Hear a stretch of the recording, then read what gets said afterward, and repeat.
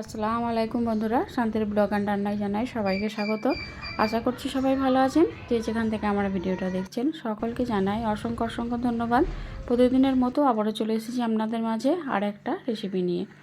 আজকে আমি করে দেখাবো ডিমের একটা রেসিপি, খুব কম সময়ের মধ্যে আর মাত্র দুটো উপকরণ দিয়েই আপনারা এটা তৈরি করে নিতে পারবেন। ডিম আর পেঁয়াজ দিয়ে গরম ভাতের সঙ্গে খেতে অসাধারণ লাগে। তো চলুন শুরু করি।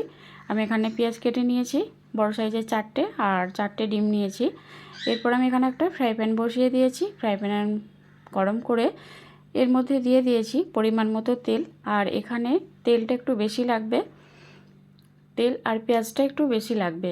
তো তেলটা গরম করে এর মধ্যে দিয়ে দিলাম পেঁয়াজ কুচি। আমি এখানে 4টে বড় সাইজের পেঁয়াজ নিয়েছি। পেঁয়াজটাকে আমি এইভাবে ভেজে নেব। দিয়ে দিলাম পরিমাণ মতো নুনটা দিয়ে আবারও এর সঙ্গে খুব ভালোভাবে নেড়েচেড়ে মিশিয়ে নেব।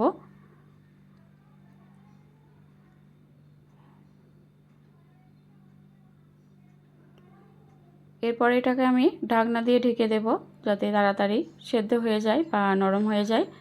আর দেখুন এটা আস্তে আস্তে নরম হয়ে যাচ্ছে। তো দেখুন আরও কিছুক্ষণ ধরে আমি এটাকে একটু লাল লাল করে ভেজে নেব।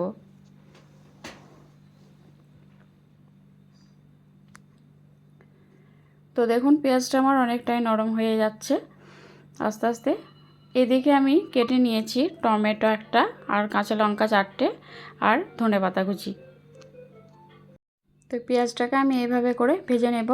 আর পেঁয়াজটা দেখুন আস্তে আস্তে অনেকটাই নরম হয়ে গেছে। দেখুন,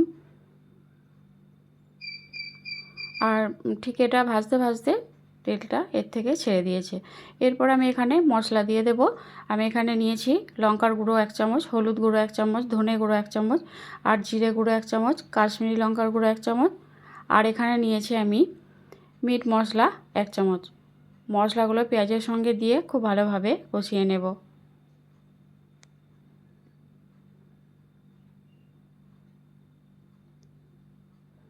এইভাবে করে বেশ কিছুটা সময় নিয়ে মশলাটাকে খুব ভালোভাবে কষিয়ে নেব।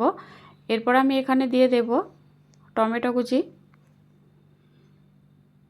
এখানে আমি দিয়ে দেব 2 চামচের মতো পানি, যাতে মশলাটা পুড়িয়ে না যায়। এখানে আর আমি পানি ব্যবহার করব না। এভাবে করে পেঁয়াজ আর মশলাটা খুব ভালোভাবে কষিয়ে নেব। আবারও আমি ঢাকনা দিয়ে ঢেকে দিলাম, যাতে টমেটোগুলো তাড়াতাড়ি নরম হয়ে যায়। তো দেখুন আস্তে আস্তে পেঁয়াজ আর টমেটো অনেকটাই নরম হয়ে গেছে, আর মশলাটাও কষানো হয়ে গেছে প্রায়। বন্ধুরা, এই রান্নাটা খুব কম সময়ের মধ্যে হয়ে যায়। দিয়ে দিলাম 1 চামচ আদা রসুনের পেস্ট। আদা রসুনটা দিয়ে আবারও খুব ভালোভাবে ভেজে নেব।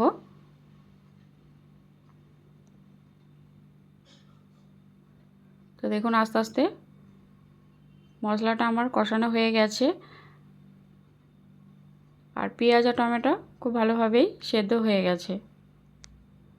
এরপর আমি এখানে দিয়ে দেব ডিম। আমি এখানে ডিমগুলোকে এইভাবে একটা একটা করে ভেঙে এর মধ্যে দিয়ে দেব।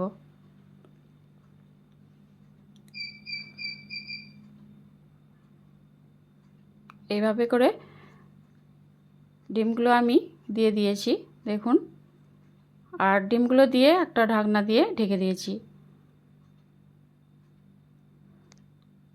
আবারও 2-3 মিনিট আমি ঢেকে দিয়েছিলাম, আর দেখুন ফিরে এলাম 3 মিনিট পর। তো এভাবে আলতো করে ডিমগুলোকে উল্টে নিতে হবে।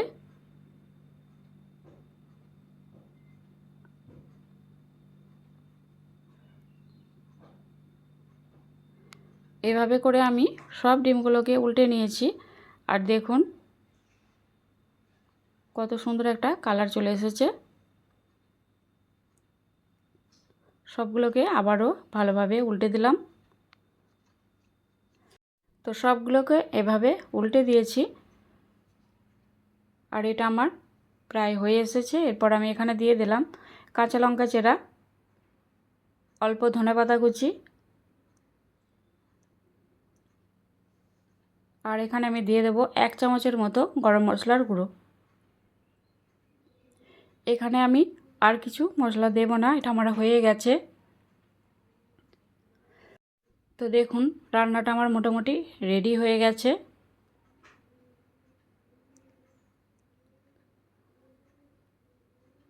তো এটা হয়ে গেছে। আবারও আমি 2-3 মিনিটের জন্য এটাকে ঢাকনা দিয়ে ঢেকে দিলাম। তো ফিরে এলাম 3 মিনিট পর। এটাকে দেখুন উঠিয়ে নিয়েছি প্লেটে। এরপর গরম গরম ভাতের সঙ্গে পরিবেশন করুন। এরপর আমি এখানে নিয়ে নিয়েছি গরম গরম ভাত, আর তার সঙ্গে নিয়েছি ডিমের তেল ঝাল। তো বন্ধুরা, এভাবে করে আপনারাও বাড়িতে বানিয়ে খেয়ে দেখবেন, দুর্দান্ত লাগে খেতে গরম ভাতের সঙ্গে। আর আপনারা এই তরকারিটা রুটির সঙ্গেও খেতে পারবেন। তো এই রেসিপিটা কেমন হয়েছে বন্ধুরা অবশ্যই জানাবেন। ভালো লাগলে লাইক কমেন্ট শেয়ার করবেন। আর যারা নতুন বন্ধু আমার চ্যানেলটা এখনও সাবস্ক্রাইব করেনি, তারা অবশ্যই আমার চ্যানেলটা সাবস্ক্রাইব করে আমার পাশে থাকবেন।